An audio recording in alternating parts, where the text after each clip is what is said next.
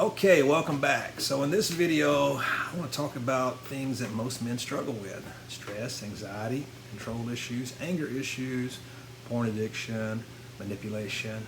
And so we're going to talk about those real quickly. I don't want to say quickly, but those are things we're going to address deeply when we get into the program. But like I said earlier, as a kind of addressing things right now to get a hold of the things that's really struggling with and how I address some of it, that helped me.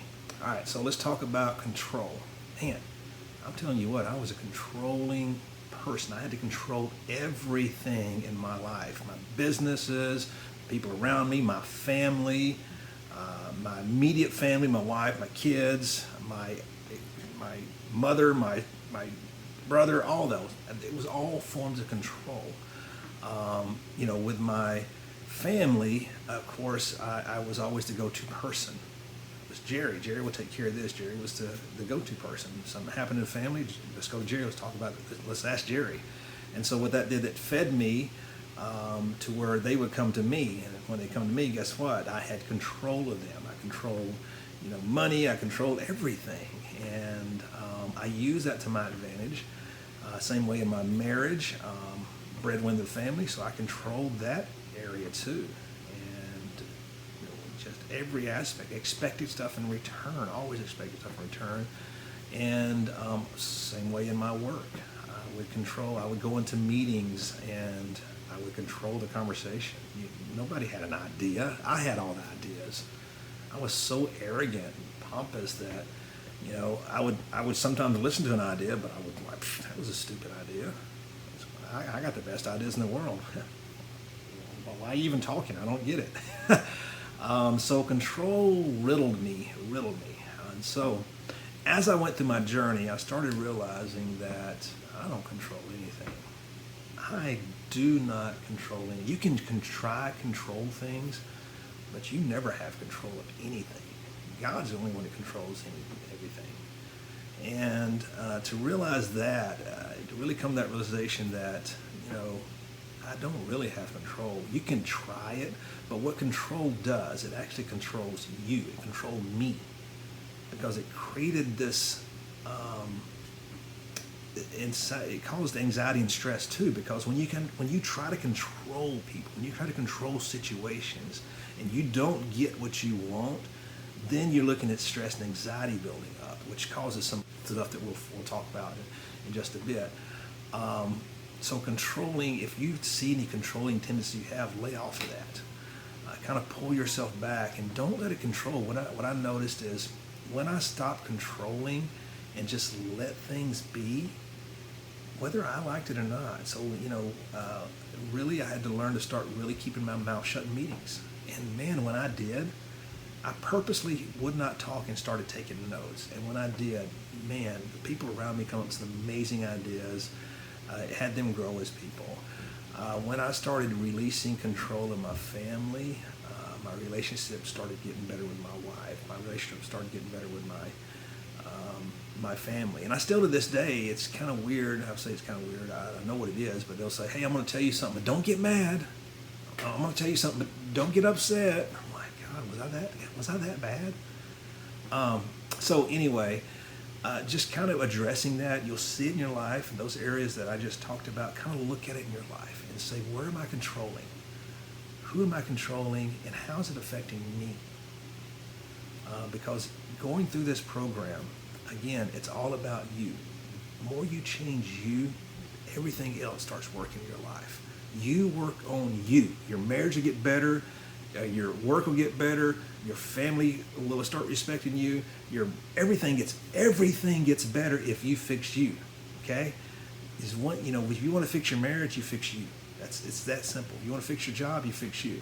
Everybody says they have a marriage problem, a job problem, a relationship problem. No, you have a God problem. You have a God problem. Get God in your life. Let Him take control. Everything else starts working. All right? So that's control. Anxiety and stress. Man, anxiety and stress are hand in hand. Anxiety is one of them things that that we start thinking what's going to happen before it happens, and so it kind of tenses us up. Like, God, I got a meeting tomorrow.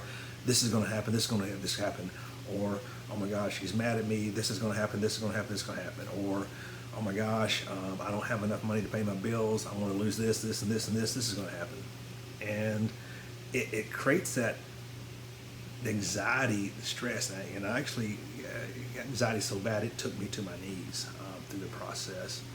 It took me down. Anxiety, you can actually have a panic attack, an anxiety attack that simulates a heart attack, and it's all because of control, and then also thinking ahead of what's going to happen.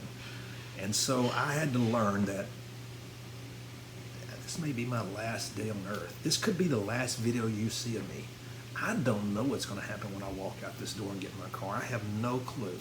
I can try to control that. I can try to say I'm going to drive safe and control that situation, but that's not the case. Somebody could hit me. I could die today.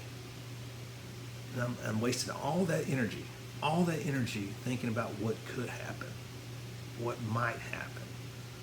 And guys, we don't even know what's going to happen. So what's the point? If you catch yourself worrying about what's going to happen tomorrow, stop.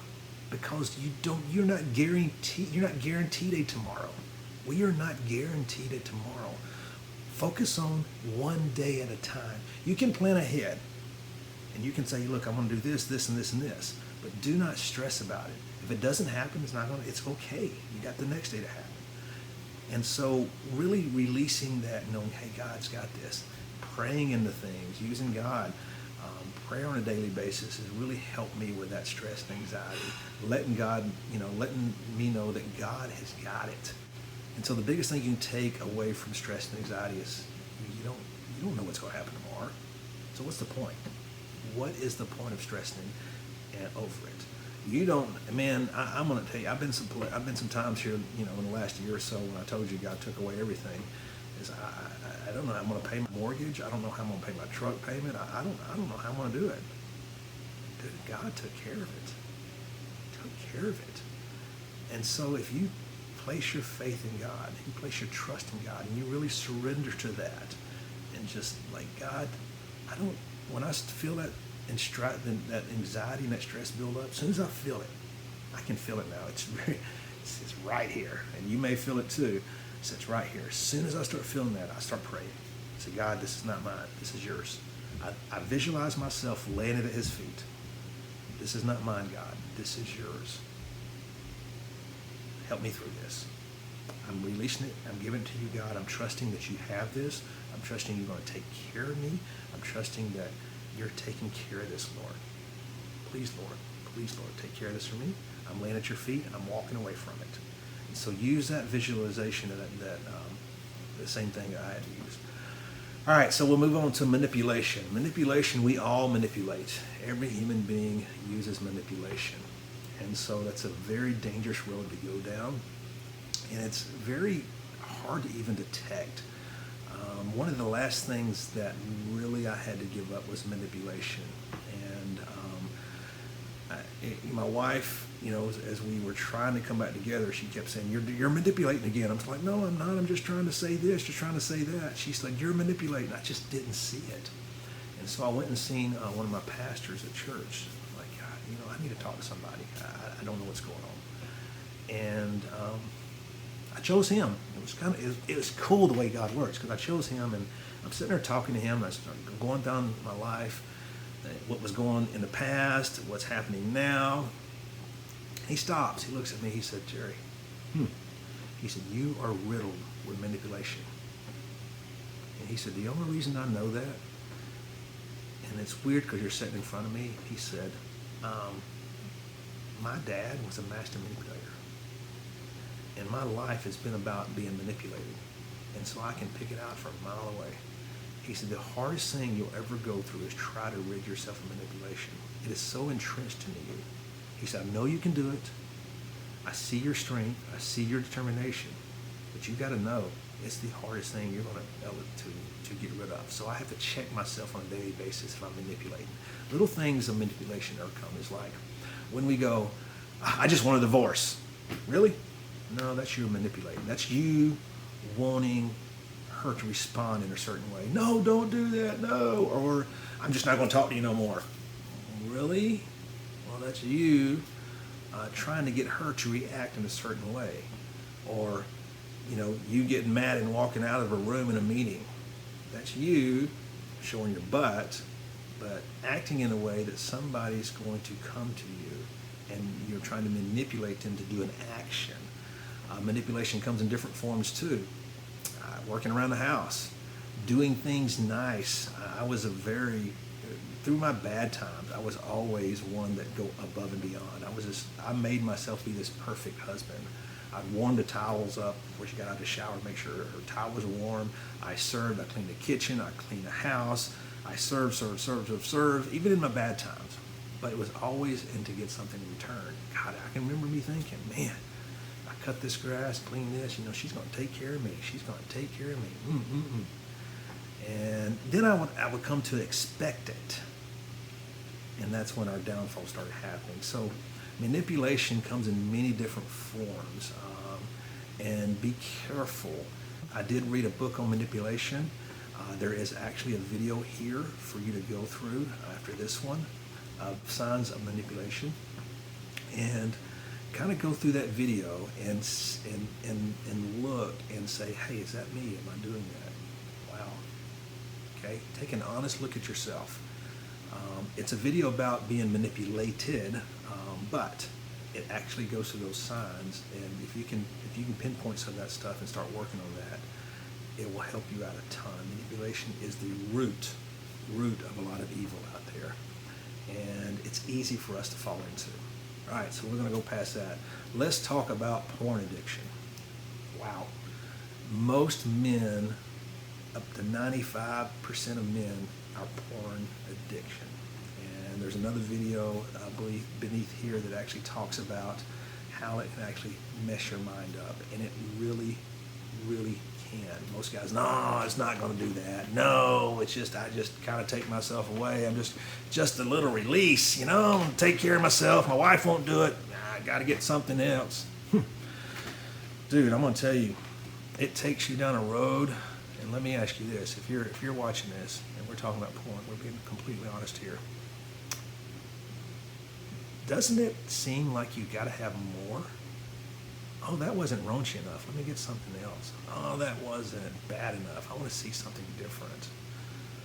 Oh, I'm kind of bored of that. Yeah, I've seen that before. I wonder what else is out there. And so we go deeper and deeper and deeper. And it's that human nature thing that we kicked into us. And when we go deeper, it twists our mind a little bit more. And then all of a sudden, reality is not the same. And what happens is you start looking at your wife at that too. You want her to act out. You want her to act like this. You want her to do it like that. You want her to, you know what I mean. If you're listening to this and you're watching this, you know exactly what I mean. And then it skews our view of other women too. Then we start looking at other women and desiring, man, I wonder what she would be like. I wonder, man, I bet she would be good in bed. I bet she reminds me of that girl in that porn. And then not only that, dude, I have years and years of porn in my head. I don't have to watch another porn. My brain can access it and I have to shut it down quickly. The devil really works hard on me trying to get me to go back. I'd be sitting there taking a shower or something, all of a sudden, poof, a porn reel comes into my head. Oh my God, it's still in there. It is still in there, guys, and it doesn't go away. So if you think porn doesn't mess with your mind, watch that next video. It will mess you up. As I started going down my journey, of one thing that did pop out at me, and it was a God thing. I was on my iPad, really wasn't searching anything, just kind of take some chill time. And on YouTube, a Ted Bundy video came up. If you don't know who Ted Bundy is, he was that serial killer back in the 80s. His last interview, we're like, why is this up here? Nobody sees that anymore. So it just popped up. So I watch it. It was his last interview before he was put to death. And he called in and said, I want to do an interview. Over 100 reporters showed up. They all wanted to interview him. They all wanted that time. And so he picked one, brought him in there. The guy says, all right, Ted, what do you want to talk about? He said, I want to talk about porn. He looks at the camera, and this is after he turned his life over to God. And it's back in the 80s. When the only way you got porn was VHS. He looked in the camera. He said, "Porn is the root of all evil. Porn will go into your house, grab your child, and change your child forever, forever." And he said, in every prison I've been in, everywhere I go, the common denominator with every single crime is porn. Is porn. And that's how bad it twists the mind. And it just really took me back. And then I was going through, doing my men's coaching and recovery programs. I got working with guys that deal with alcohol and drug addiction, stuff like that. They would start ridding themselves of that, and they would start working on porn. Time after time, they would tell me, porn addiction is harder than getting off drugs. It's harder than getting off alcohol. It is one of the hardest things you're going to be able to get yourself off of. And the only way you're going to do it is accountability. Now, whether you can get your wife to be your accountability partner, there's another video here with Coveted Eyes that I use.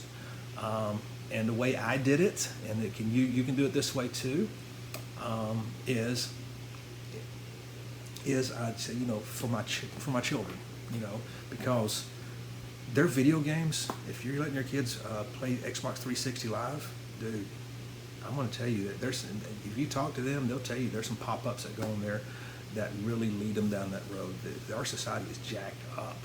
You can't get on Facebook, you can't get on Instagram, you can't get on nothing without seeing something naked. You just can't do it. And then in the little child's mind, they see a naked picture of a girl, they see naked videos, like, ooh, I wonder what else is out there. Oh, let me do some quick searches here. So Coveted Eyes is a program. It's like $15 a month, and you download it to all your devices, to your kids' devices, your devices, and you just tell your wife, look, I don't want porn I'm going through this program. Jerry talked about porn. I don't want it to affect our child. I don't want it to affect our family. I don't want it to get in our household. I want to put a stop to it. And so what a Coveted Eyes does, it makes, you put your wife as the main accountability person on there. And what happens is, once you get it downloaded to the device, first of all, you can't search porn. It won't let you do it. And secondly, if you do, it sends an alert. Boom. And so what it does, it puts you in the check. You can't get on it. When you can't get on it, you can't access it. So that's about the only way you're going to be able to do it. Because without that, I promise you, as I'm sitting here and looking at you, most likely you're going to get in a dark place and you're going to grab porn again if you have nobody accountable. Now, if you don't want to get your wife to do it, you need to get a guy to do it. You get one of your buddies to do it. You need to get anybody to say, hey, can you be my accountability partner? Can you put a lock on your phone? If you have an iPhone, it's really, really easy. They have parental controls in the iPhone, but the Coveted Eyes puts another layer on there. So definitely, for your sake, for your kids' sake, lock down the porn. It is the root of how the devil gets in and starts twisting you. It starts twisting your child's mind. It starts changing them. And again, when they're young, that's when they start forming the influences of life, and they'll start forming their opinions of what women's supposed to do and what they're supposed to be acting like in bed and what they should be doing. And it's not the same. We know that. We all like, man, I wish my wife would be like a porn star in the bedroom. Pfft, come on. And then you get disappointed when she don't. Anyway, so I'm going to get off the porn kick. But just know, you've got to kill that. You've got to put that to bed. And it's going to take a lot of prayer and a lot of self-discipline and taking some action in that area. Not only for you, but do it for your family. All right, last but not least, I do want to talk about people that irritate you, people that shoot your bird in public, people, or you're going down the road, you pulled out in front of them or something, people that say mean things, and then what happens is you act out of anger. Your reaction is boom. And so what I had to learn is hurt people. And when you can really wrap your brain around that and know that hurt people. That way, so now it's almost impossible to piss me off. It's just really almost impossible to piss me off, because I really understand that if somebody is yelling at me, if somebody flits me a bird, if somebody's pissed off, it's because they haven't dealt with something that happened in their past that's causing them to do that. And so I go straight to compassion instead of getting pissed off. I don't go on the fence because I know what they're saying is not about me. I know them raising their voice. Same way with your wife. Your wife's raising your voice at you. It's not about you. She is voicing the way she knows how to handle it, the way she's taught to handle it, and it's not about you. Compose yourself. Realize that hurt people. Show with them with love, kindness, and compassion, and pray for them. And don't be one of them guys who go, I'm going to pray for you. I know you're upset, but I'm going to pray for you. Don't do that. That's not cool. But just know that hurt people. Somebody slipped you a burden going down the road. Dude, don't let it bother you. Why? Why let it upset you? So now let's talk about one more thing here. I want to throw this in here. Being right. Gotta be right. I gotta be right. Dude, that's a road that'll get you nowhere. Knowing that you have to be right all the time. Oh, it's got to be done this way. It's got to be done that way. Me and my wife went back and forth at it. She has her way she does things in the kitchen that you got to cut it this way. You got to cook it this way. You're doing it wrong. You're doing this. I'm like, you need to there's 10,000 different ways to do something. I may not be doing it your way, but I'm doing it my way. And then I would, about directions or anything else or something would pop up. And I don't know, it could be a debate about presidents. It could be this, that.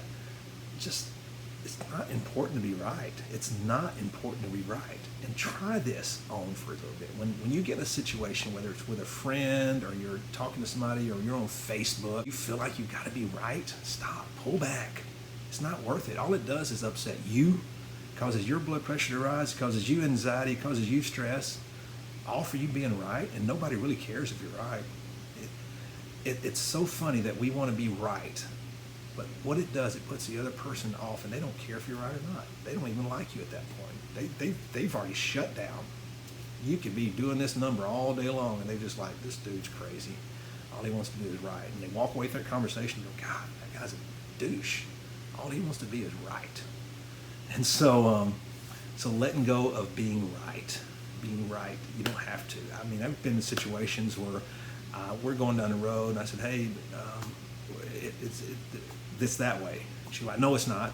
It's this way. And I know. Dude, I'm gonna tell you, I know it's that way. And she's, nope, it's this way.